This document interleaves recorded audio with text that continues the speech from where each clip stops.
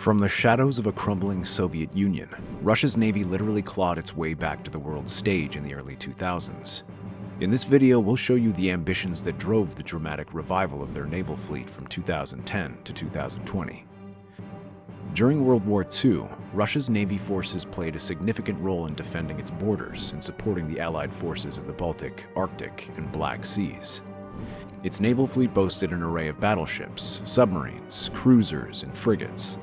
Although during that time, the focus of the Navy was minimal, more on the lines of defense than offense. They managed tasks like supporting ground operations and targeting Germany's supply lines. However, the war revealed limitations in their fleet, which was clearly outclassed by Germany's Kriegsmarine and Japan's Imperial Fleet. By the end of the war in 1945, much of the Soviet fleet was worn out. Hence, rebuilding became one of Russia's top priorities. But there would be little time for that to happen. Soon, the Cold War was on their doorstep.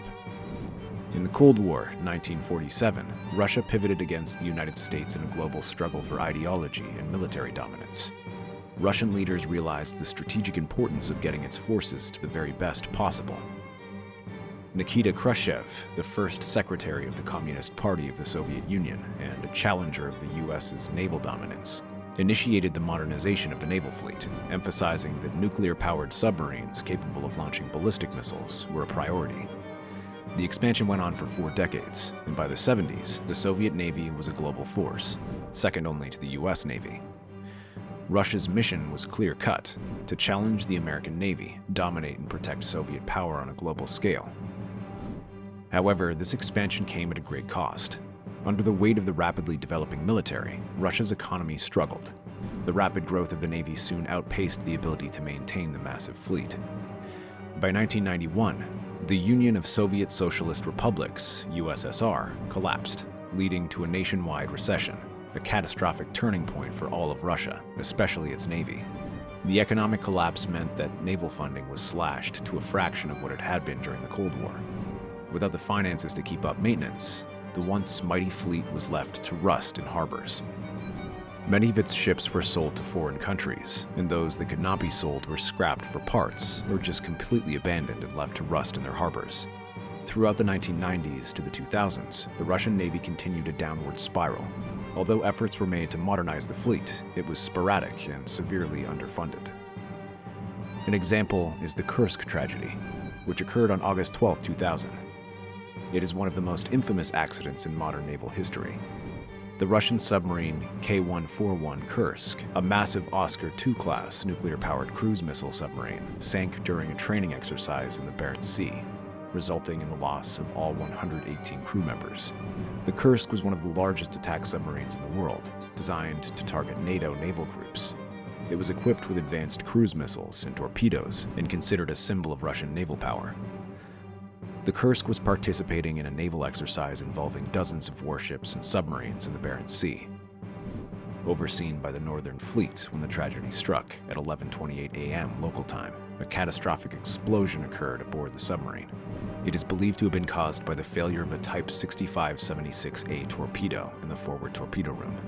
This torpedo used highly volatile hydrogen peroxide, HTP, as fuel, which likely leaked and ignited. 2 minutes after the first explosion, a much larger blast equivalent to about 3 to 7 tons of TNT occurred. This was likely caused by the detonation of other torpedoes in the compartment. The second explosion was powerful enough to register on seismographs as far away as Alaska. And I know what you're wondering. Yes, that Alaska. To make matters worse, the Russian Navy was initially slow to respond and delayed acknowledging the disaster, claiming they were in control. Attempts to contact the submarine using rescue submersibles and diving bells were plagued by technical failures, poor coordination, and adverse weather conditions.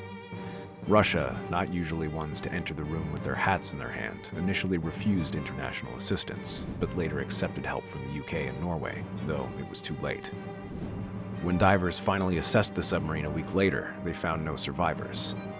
If it offers any consolation, however, autopsies later revealed that the 23 crew members who had, against all odds, survived the first and second blast died within hours, likely from asphyxiation or exposure to a toxic mixture of gases and seawater after the submarine lost power and oxygen supplies. Not surprisingly, the Russian government, led by Vladimir Putin, faced widespread criticism for its slow and secretive response. It didn't help, too, that the baby-faced Russian cowboy initially remained on vacation during the crisis, which drew public outrage and tarnished his image early in his presidency. Ultimately, the incident exposed the decline of the Russian Navy and the challenges facing the military after the collapse of the Soviet Union. As they say, the darkest part of the night is just before the dawn. The tragic loss of the submarine Kursk in 2000 was emblematic of the Navy's decline. It highlighted outdated equipment, lack of funding, and systematic issues in the military. However, the Kursk disaster also promoted some reforms in the Russian Navy, including increased funding and modernization efforts. For the Russian Navy, dawn was breaking. Starting in the 2000s, under Vladimir Putin, Russia began slowly rebuilding its navy, focusing on smaller, more cost-effective vessels like frigates and submarines. Investments in missile technology, including hypersonic weapons, allowed Russia to maintain some global influence without fully rebuilding a massive fleet. This was perhaps most prominent in the famous Black Sea Fleet, especially as President Putin finalized his plans for the annexation of Crimea. The Russian Black Sea Fleet is one of the most historically significant and strategically important components of the Russian Navy. Stationed primarily in the Black Sea, it plays a vital role in Russia's defense, regional dominance, and geopolitical ambitions. The Black Sea Fleet was established in 1783 under Catherine the Great, following Russia's annexation of Crimea. Its primary base was set up in Sevastopol, which remains its headquarters. It played a crucial role in the Russo-Turkish Wars and the expansion of Russian influence in the region, and participated in the Crimean War of 1853 and World War I. During World War II, the fleet was instrumental in defending Soviet territories against Nazi Germany, especially in the siege of Sevastopol. It suffered setbacks during the post-Soviet period, but retained its strategic importance.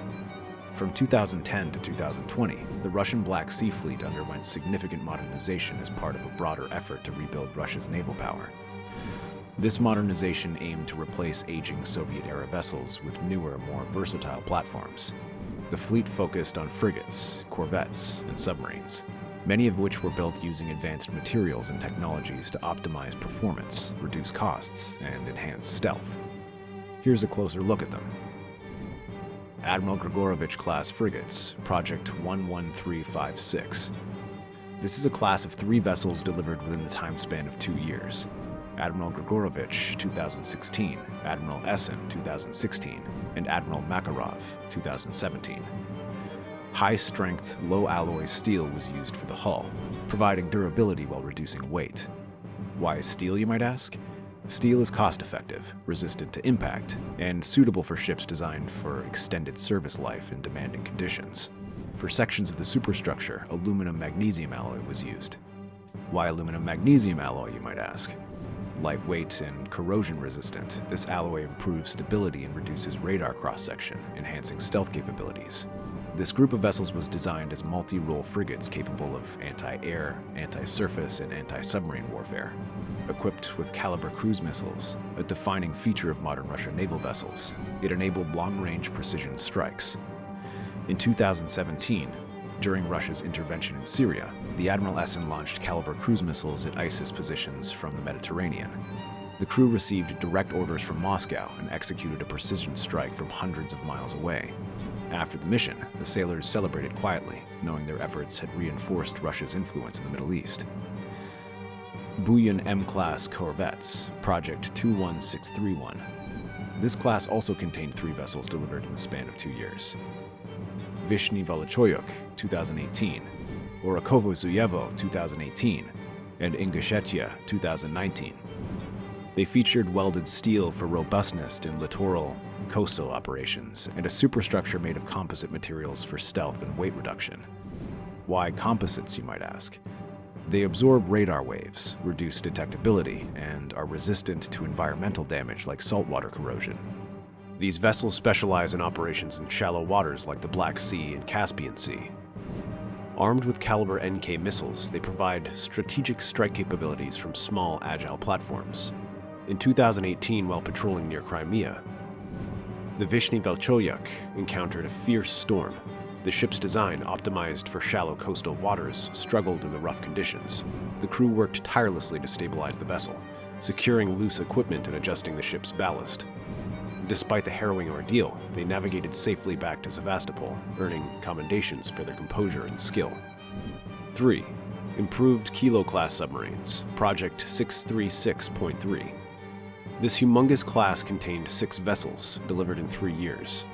Novorossiysk, 2014, Rostov-on-Don, 2014, Stary Oskol, 2015, Krasnodar, 2015, Veliki Novgorod, 2017, and Kolpino, 2017. They were made of high-strength steel for pressure resistance at depth. Submarines must withstand immense pressure, and steel with high tensile strength allows the hull to operate safely at depths exceeding 300 meters. The outer hull is covered with rubber-like anechoic tiles. Why anechoic tiles? These tiles absorb sonar signals, reducing the submarine's acoustic signature and enhancing stealth. Known as black holes due to their stealth, these diesel-electric submarines are optimized for operations in enclosed seas like the Black Sea. They are armed with caliber PL cruise missiles, enabling precision strikes from underwater. 4. Karakurt-Class corvettes, Project 22800. This class contained 2 vessels, Mystishi, delivered in 2018, and Sovetsk in 2019. Their hulls were made of welded steel, ensuring structural integrity and affordability, while composite materials were used for the superstructure to reduce their radar signature. The design includes angled surfaces and radar-absorbent materials to minimize the ship's detectability. Undoubtedly, the designers had stealth considerations in mind. These are high-speed missile corvettes designed for coastal defense and precision strikes. Enabled with caliber NK missiles, they are similar to the Buyan-M-Class. In 2019, during naval drills in the Black Sea, the Mystishi narrowly avoided a collision with a larger cargo ship due to dense fog. The crew relied on radar and quick maneuvering to avert disaster. Later, the captain admitted that maintaining calm during the incident was one of the toughest challenges he had faced in his career. 5. Bastion coastal defense systems. While not a vessel, these systems were integral to the Black Sea Fleet's operations. They are deployed on the Crimean coast to protect the fleet. It is armed with a P-800 Onyx missile, made from lightweight, heat-resistant materials to withstand supersonic speeds. Why advanced materials? These ensure the missile's performance under extreme conditions, such as high speeds and atmospheric re-entry. 6. Moskva Cruiser, Project 1164. This was the flagship of the Black Fleet until it sank in 2022. While it was not newly built, it underwent periodic upgrades during this period to extend its service life. Its hull and superstructure were made of Soviet-era high-strength steel with some upgrades using modern composites for minor components. The cruiser's size and armament required a material capable of withstanding stress despite the trade-off in weight and reduced stealth, hence the choice of steel. It certainly had its limitations. The Moskva represented older Soviet design philosophies and lacked modern stealth features. It was more vulnerable to modern threats, as demonstrated by its sinking during the Russia-Ukraine conflict. During the Russian-Ukraine War in April 2022, this vessel, the pride of the Black Sea Fleet, was reportedly struck by a Ukrainian Neptune missile. The crew initially scrambled to extinguish fires caused by the strike, but the damage was too severe. As the ship sank, stories emerged of sailors heroically helping others escape the engulfing flames. The tragedy shook the Russian Navy and became a symbol of vulnerability in modern naval warfare. So that's it, guys. You see, Russia's shipbuilding efforts between 2010 and 2020 prioritized materials that balanced cost, durability, stealth, and operational capability. Steel remains the backbone of naval construction for its affordability and strength. Composites and alloys are increasingly used for stealth and weight reduction, particularly in smaller vessels like corvettes. Submarines leverage high-strength steel and anechoic tiles to enhance stealth and survivability. These design choices allowed Russia to optimize its naval assets for regional dominance in the Black Sea, where stealth, missile capabilities, and cost efficiency are crucial. If you loved this video and would enjoy listening to more like it, then you're in the right harbor. Drop a like, subscribe, and check out other videos on this channel for more content like this. While you're at it, hit the post notification bell so you never miss out on our upcoming videos. See you in the next one.